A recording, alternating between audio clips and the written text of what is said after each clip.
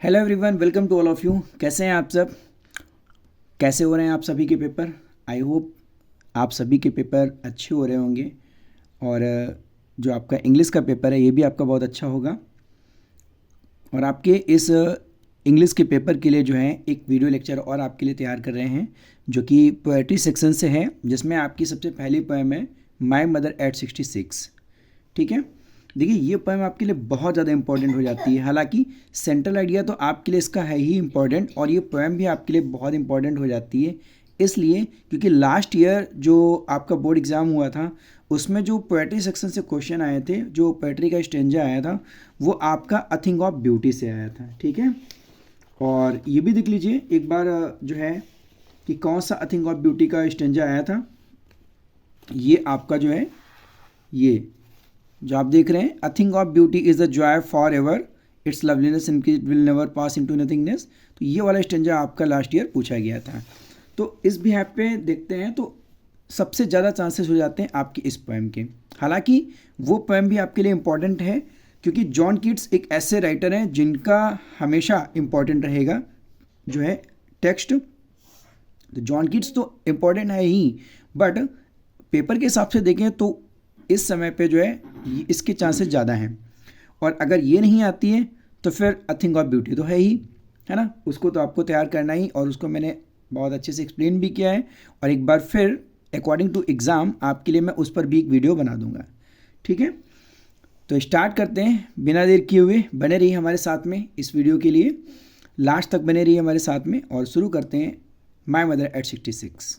Okay, my mother at 66 की बात करें तो ये जो आप सुंदर सी तस्वीर देख रहे हैं बुक में कमला दास की, तो ये हमारी पोएट है जिन्होंने इस पोएम को कंपोज किया है।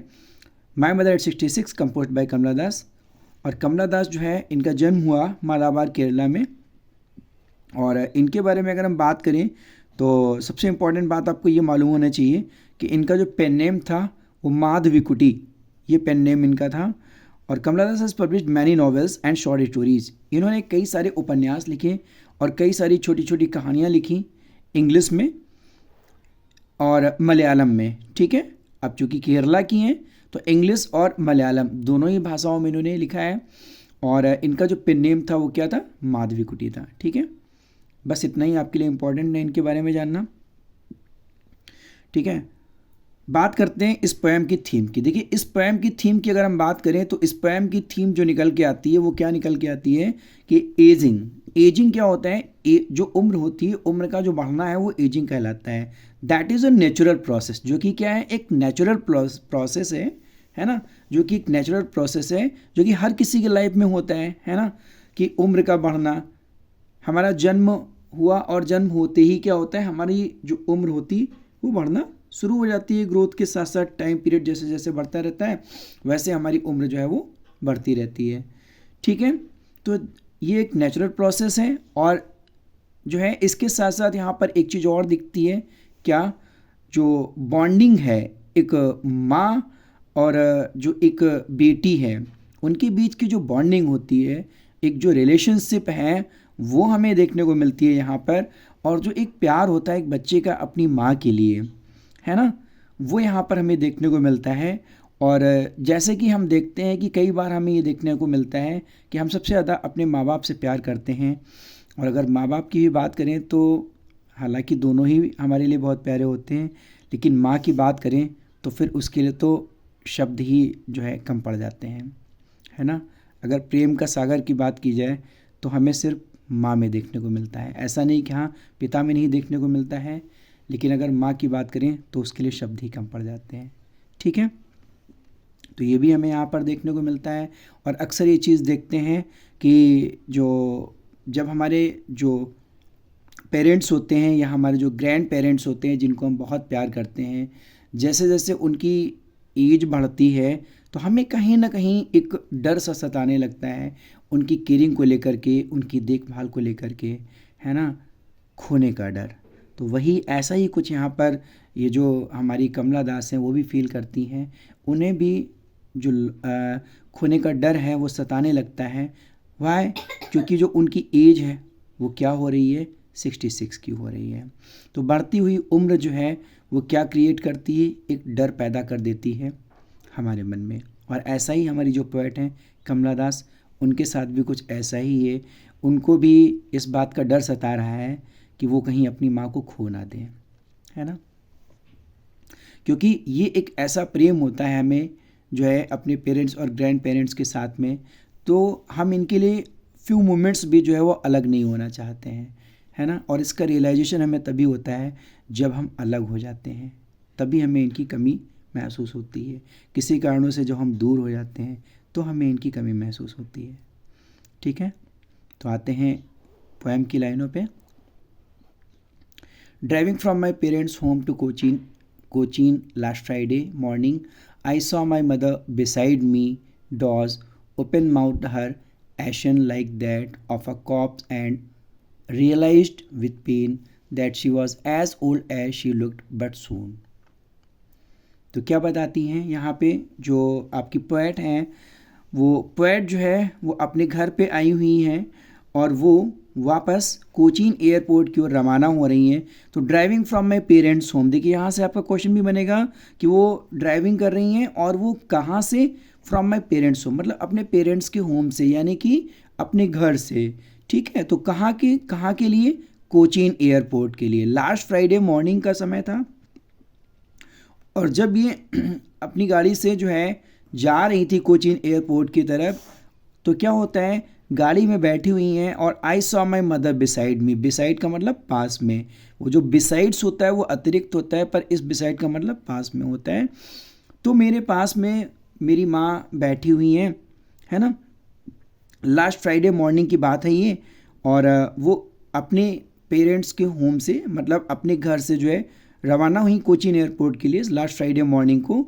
और तभी मैंने क्या देखा कि मेरी माँ मेरे पास में बैठी हुई हैं, जिनकी एज कितनी है, 66 है। और उनका जो लुक है वो कुछ ऐसा दिखने में लगा, doze open mouth her face ashen like that of a corpse, and realized with pain that she was as old as she looked but soon put that thought away. तो क्या देखा उन्होंने, देखा कि मेरी माँ जो मेरे पास में बैठी हुई हैं वो उनकी ओर देखती हैं। पेट डॉस, जो कि हल्की हल्की नींद आ जाती है ना। डॉस का मतलब होता है औंघाना। कई बार आप क्या देखते हैं कि जो जिनकी उम्र ज़्यादा हो जाती है, जो उम्र दराज हो जाते हैं, जो वृद्ध हो जाते हैं, उनको औंघाई अक्सर आने लगती है। और उनका खुला हुआ मुंह, open mouth, her face ashen like that, और उनका जो चेहरा है वो किसकी तरह लगता है, एशन की तरह लगता है। एशन क्या होती है, राख होती है। राख का मतलब यहाँ पर क्या है कि उनका चेहरा जो है वो राख की तरह कैसा पड़ गया है, डल पड़ गया है। तो यहाँ पे कंपैरिजन की गई है। कौन सा फिगर ऑफ स्पीच है, सिमली है, याद रखिएगा। ठीक है, तो उनका फेस जो है वह कैसा हो गया, डल हो गया। रीज़न क्या है, एज, है ना, उम्र का बढ़ना। Of a corpse and realised with pain, और क्या देखती हैं कि अरे देखो मेरी माँ का फेस जो है वो बिल्कुल एशन की तरह लग रहा है ना। देखो मेरी माँ का फेस तो ऐसा लग रहा है जैसे कोई कॉप्स हो। कॉप्स का मतलब डेड बॉडी। याद रखिएगा, ये जो टर्म है, ये जो वर्ड हैं, आपके मीनिंग में पूछे जाते हैं पेपर में कि इनका क्या मीनिंग है। ठीक है, तो डेड बॉडी, तो उनका जो फेस है वो एक तो बताती हैं कि एशन की तरह लग रहा है ना। और दूसरा क्या कहती हैं कि ऑफ अ कॉप्स, जैसे कि मृत शरीर नहीं होता है, जब इंसान की बॉडी में जान नहीं रह जाती है तो क्या होता है, उसका शरीर पीला पड़ जाता है, एकदम लाइफलेस, जो जिसमें जान ही नहीं है ना। तो उसके शरीर में क्या होता है, पीलापन आ जाता है ना, कोई एनर्जी नहीं रह जाती है। और ये देखते ही उनको ये एहसास होने लगता है किसका, दर्द का, पेन का, है ना। तो वो दुखी हो जाती है उनके उस फेस को देख करके, उनके चेहरे को देख करके, है ना। तो it means the poet is realising that at present time her mother जो है एट 66, उनकी माँ जो है वो 66 पे हैं। लगता है ऐसा कि हाँ वो 66 की हो गई हैं, है ना। तो she was as old as she looked but soon, it means मतलब वाकई में कि she was as old as she looked, ये जो ऊपर लाइनें बताई गई हैं इसको देख के बिल्कुल लगता है कि वाकई में कि उनकी इतनी उम्र है जितना कि वो लगती हैं दिखने में, है ना, कि उनके चेहरा जो है वो एकदम, उनकी स्किन डल पड़ गई है ना, उनका फेस की जो लुकिंग है वो डल हो गई है। तो उससे साफ लगता है कि जितनी उनकी उम्र दिखने में लग रही है वाकई में वो उतना डिज़र्व करती हैं। इट मीन्स दिखने में उन लगता है कि वो 66 साल की हैं। पुट दैट थॉट अवे, अब वो क्या होता है कि वो उस मतलब उसे ऐसा फील करते हुए, है ना, वो खो जाती हूँ उसमें, है ना, और अब वो उस जो सैड वाला फीलिंग है उससे वो दूर होना चाहती हैं। पुट दैट थॉट अवे, है ना, वो इससे अलग होती हैं। And looked but at young trees sprinting the merry children spilling out of their homes but after the airports. फिर क्या होता है कि जो है वो बाहर की ओर देखती हैं गाड़ी से, तो क्या देखती हैं कि looked out at young trees sprinting, देखो तो एक तरफ उनको ये देख करके लगता है कि मेरी माँ की एज देखो एट 66, कि वो दिखने में कैसी लग रही हैं, उनके फेस पे कोई जो है एनर्जी नहीं है, फेस डल हो गया है, वो एशन की तरह लग रही हैं, जैसे कोई मृत शरीर होता है उसकी तरह उनकी बॉडी हो गई है, उनका शरीर हो गया है ना। तो दूसरी तरफ क्या वो देखती हैं बाहर जो है looked out at young trees sprinting, और ये देखो कैसे यंग ट्रीज स्प्रिंटिंग कर रहे हैं, मतलब कि जो पौधे हैं, जो पेड़ पौधे हैं, जो ट्रीज हैं वो स्प्रिंटिंग करें, स्प्रिंटिंग मतलब चलना। हालांकि यहाँ पे देखिए पर्सनिफाइड किया गया है, ठीक है, क्योंकि पेड़ नहीं चलते हैं बल्कि उनकी गाड़ी चल रही है, ठीक है। तो ट्रीज स्प्रिंटिंग, अब चूंकि जब हम गाड़ी में बैठे होते हैं, चल रहे होते हैं, तो हमें क्या प्रतीत होता है, हमें ऐसा लगता है कि ट्रीज भी चल रहे हैं, ठीक है। तो trees sprinting the merry children spelling, तो उन गाड़ी से बाहर एक दृश्य की तरफ नज़र जाती है जिसमें क्या दिखता है उन्हें कि ट्रीज रन कर रहे हैं और मेरी चिल्ड्रन मतलब बड़े खुशी से भरे हुए हैप्पी जो है बच्चे जो है वो दिखते हैं, जो है स्पेलिंग भागते हुए, है ना, आउट ऑफ देयर होम्स, जो अपने घरों से निकल करके, है ना, बड़े इंजॉय के साथ खेल कूद में मस्त होते हुए बाहर की ओर निकल रहे हैं, है ना। तो ये सब चीज़ें क्या दिखती हैं, ये सब चीज़ें यहाँ पर, ये जो लाइन है ना वो एक कॉन्ट्राडिक्टरी दिख रहा है यहाँ पर, कि एक तरफ पोएट को क्या दिख रहा है कि उनको अपनी माँ के बारे में देख करके वो इतना सैड फील करती हैं, और दूसरी तरफ पोएट क्या कहती हैं कि ये सब देखो कितना एनर्जेटिक है, ट्रीज़ देखो कितने हरे भरे हैं, ये बच्चे देखो कितने इंथुजियास्टिक हैं, कितने ऊर्जावान हैं, है ना, जो अपने घरों से निकल कर जो है खेल रहे हैं, मस्त हैं, है ना। और दूसरी तरफ वो अपने माँ की तरफ देख करके दुखी हो जाती हैं, ठीक है। तो ये कॉन्ट्राडिक्टरी है यहाँ पर। बट आफ्टर द एयरपोर्ट्स, और इन चीज़ों में खोते हुए तब तक क्या होता है, तब तक एयरपोर्ट आ जाता है। बट आफ्टर द एयरपोर्ट्स, है ना, सिक्योरिटी चेक, एयरपोर्ट आ जाता है जहाँ पर सिक्योरिटी चेक मतलब चेक किया जाता है। स्टैंडिंग अ फ्यू यार्ड्स, आप देख रहे हैं यहाँ पर कि इधर जो है ये आपकी पोएट खड़ी हुई है और इधर जो है कौन है, इधर जो है वो उनकी मदर हैं। तो स्टैंडिंग अ फ्यू यार्ड्स, कुछ दूरी पर वो खड़ी हैं, और जो है अभी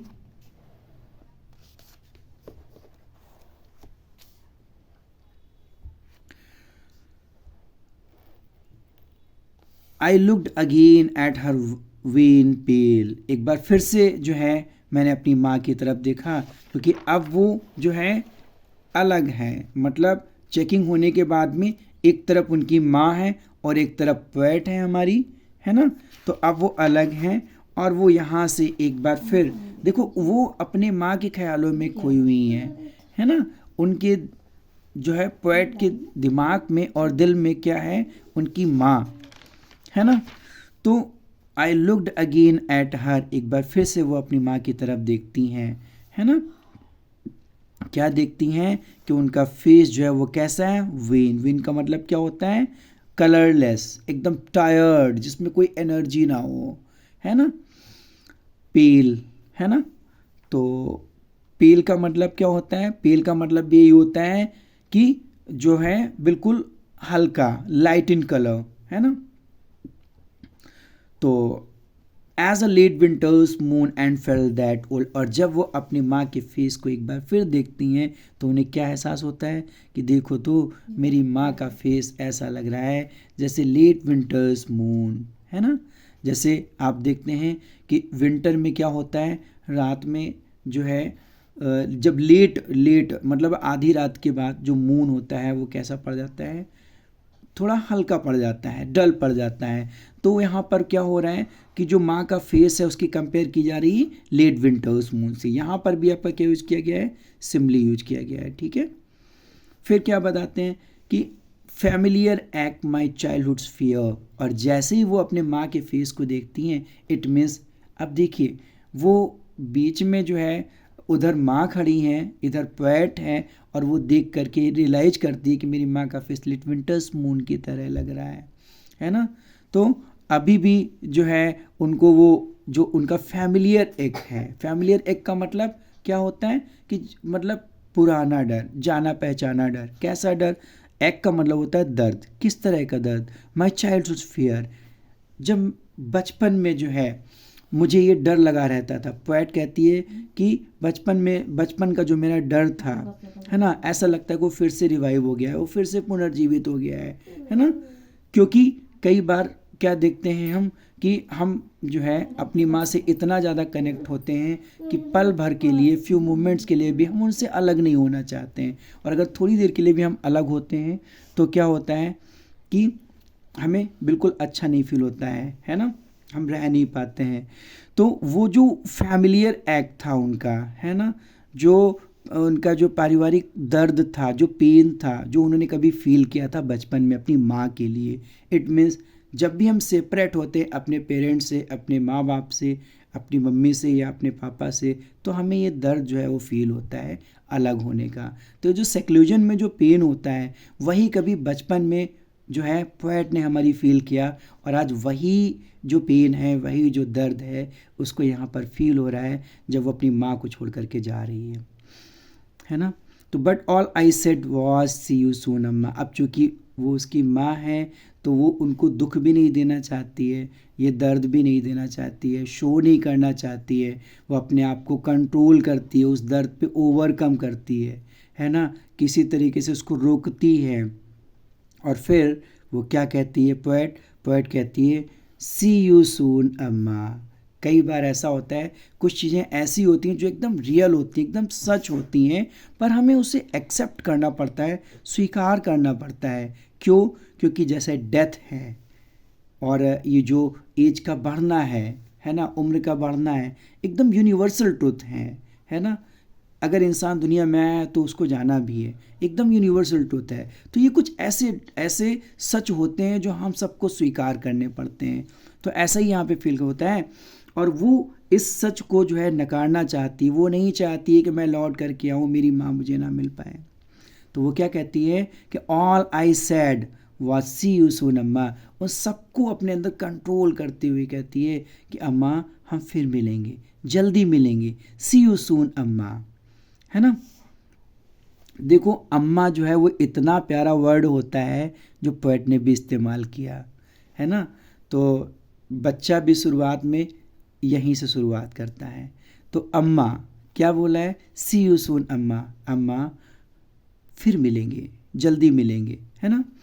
तो all I did was smile and smile and smile, और फिर उसके बाद में जो है वो इन शब्दों के साथ में अपनी बात को स्टॉप करती है कि हम फिर जल्दी मिलेंगे, स्माइल करते हुए।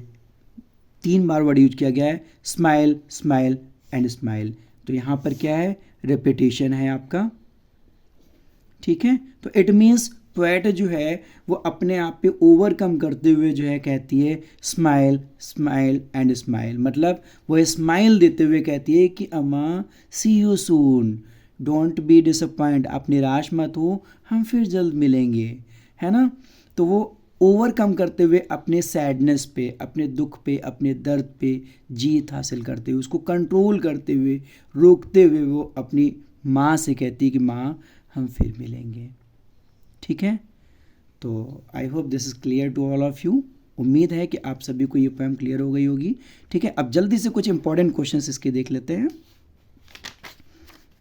देखिए, सबसे पहला क्वेश्चन इसमें आपका ये बनता है यहाँ पर, सबसे इंपॉर्टेंट क्वेश्चन कि what is the kind of pain and एक्ट दैट द पोएट फील्स, कि पोएट जो है वो किस तरह का दर्द फील करता है, कैसा पेन फील करता है। तो when the poet sees the pale and corpse like face of her mother, her old familiar pain or ache returns. Perhaps she has entertained this fear since her childhood. Aging is a natural process. Time aging spare none. Time and aging have not spared the poet's mother and may not spare her as well. Thus she feels that aging, separation and death are inevitable. है ना? तो overall क्या बताया गया है? Overall इसमें ये बताया गया है जो अभी आपने पोएम में पढ़ा कि जब जो है पोएट देखती है ना, क्या देखती है? अपने माँ के फेस को देखती है जो बिल्कुल पेल है और कैसा है, बिल्कुल कॉप्स की तरह है, एक डेड बॉडी की तरह है। उसका फेस जो है जैसे मृत शरीर होता है उसकी तरह बिल्कुल डल पड़ गया है ना। तो वही उसका जो ओल्ड फैमिलियर पेन है, जो पुराना दर्द है, उसका जो चाइल्डहुड वाला पेन है, वो उसका रिटर्न हो जाता है ना। यही सब वो फील करती है कि बचपन वाला जो डर है वो फिर से क्या होता है, रिटर्न हो जाता है, यही वो फील करती है। जबकि एजिंग जो है वो एक नेचुरल प्रोसेस है और इसे तो एक्सेप्ट करना ही पड़ेगा, है ना।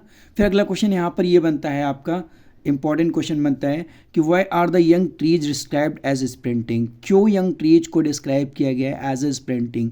The poet is driving to the Cochin airport when she looks outside the young trees seem to be walking past them with the speed of the car. They seem to be running fast or sprinting. The poet present a contrast, her dozing old mother and sprinting young tree. Just अभी मैंने आपको poem में बताया था कि यहाँ पर एक कॉन्ट्राडिक्शन देखने को मिल रहा है। क्या देखने को मिल रहा है कि एक तरफ तो वो अपनी माँ को देख रही है कि जो है वो डॉजिंग है, वो ओंघाई हुई है, उसका फेस ऐसा है, एक तरफ तो ये सब देख करके वो दुखी हो रही है, और दूसरी तरफ वो कार के बाहर क्या देख रही है कि कैसे वो बच्चे एनर्जेटिक है, कैसे वो ट्रीज़ देखो कितने अच्छे हरे भरे हैं, है ना।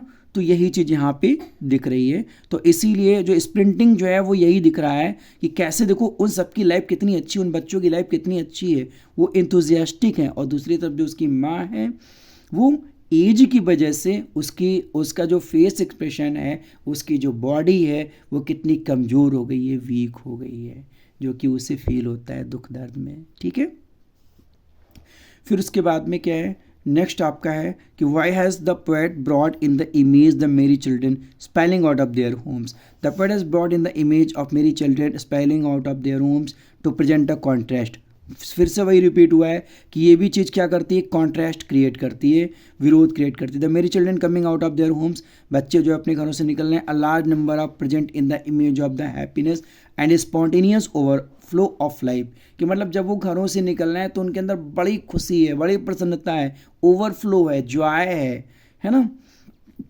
असीमित खुशी है। This image is in stark contrast to the dozing, और ये इमेज कैसी है, कॉन्ट्रास्ट है, क्यों, to the dozing old mother whose ashen face, मतलब कि उसको एक तरफ ये देख करके हंसी तो आती है, अच्छा तो लगता है, पर उसके पास में कौन बैठी हुई है, उसकी माँ बैठी हुई है। तो ये जो है यहाँ पर, ये इमेज कैसी इमेज है, कॉन्ट्रास्ट क्रिएट करती है। ठीक है, फिर उसके बाद में why has mother been compare to the late winter's moon, आखिर जो है पोएट ने जो है माँ को लेट विंटर्स मून से क्यों कंपेयर किया है। The poets mother is 66 years old, क्योंकि उसकी जो माँ है वो कितने साल की, 66 ईयर्स ओल्ड की है।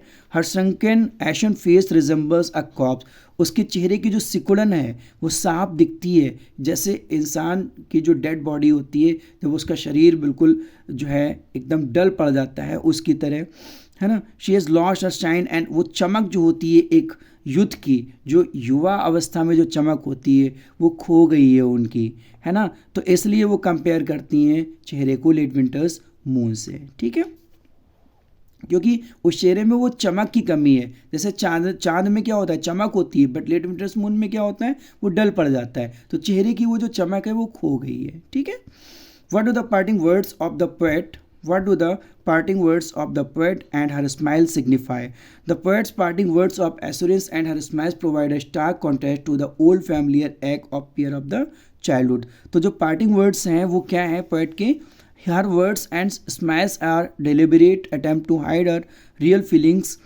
The parting word see you soon Amma, मैंने आपको बताया था कि वो उस पर अपनी जो दर्द है, जो फैमिलियर एक है, उस पर ओवरकम करती हैं, है ना। उसको जो फियर है, उसको जो डर था बचपन वाला, उसको वो ओवरकम करती हुई क्या करती हैं, उनको अपने दर्द को रोकती हैं और वो स्माइल करते हुए माँ से क्या कहती हैं, सी यू सून अम्मा।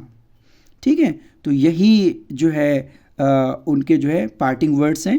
Give an assurance to the old lady whose ashen face look like a corpse, जो कि एक एश्योरेंस देती है, ये कहते हुए, मतलब सी यू सून अम्मा कहते हुए उसको ये बिलीव है कि वो डेफिनेटली कुछ भी हो जाए कि वो वापस आकर के अपनी माँ से ज़रूर मिलेगी।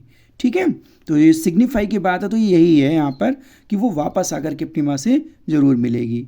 ठीक है, तो ये थे आपके कुछ इंपॉर्टेंट क्वेश्चंस जो है इससे रिलेटेड। और 2 मिनट में ज़रा ये और देख लीजिए कुछ यहाँ पर पोएटिक डिवाइस की बात करें, हालांकि हमने उधर तो मैंने कुछ पोएटिक डिवाइस आपको बता ही दिए हैं। Imagery, mathematics 66 is rich in imagery. Imagery जैसे ट्रीज स्प्रिंटिंग है, तो जैसे ही ट्रीज बोला जाता है तो आप इमेजिन करने लगते हो, है ना।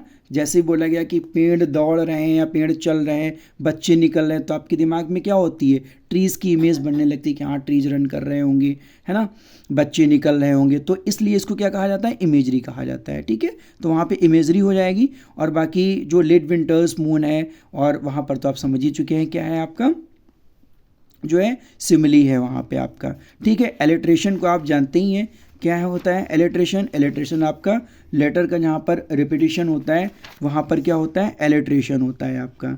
ठीक है, तो I hope this is clear to all of you. उम्मीद करते हैं ये वीडियो आपको अच्छा लगेगा और आपके एग्ज़ाम पर्पज़ से जो है आपके लिए बहुत ही यूजफुल साबित होगा, है ना। तो आंसर की जो आप ये इमेज देख रहे थे, इसका कोई मेन पर्पस नहीं है, बट आपको क्वेश्चन के टाइप बताना है कि इस टाइप के क्वेश्चंस जो है वो आपके पेपर में पूछे जाते हैं। ठीक है, तो उम्मीद करते हैं आप सब लोग पोएट्री सेक्शन में बहुत अच्छा करेंगे और पूरे ही पेपर में अच्छा करेंगे, है ना। वीडियो अगर आपको अच्छा लगे तो लाइक करें, शेयर करें, और चैनल अगर अब तक सब्सक्राइब नहीं किया है तो ज़रूर सब्सक्राइब कर लें। Thanks for watching.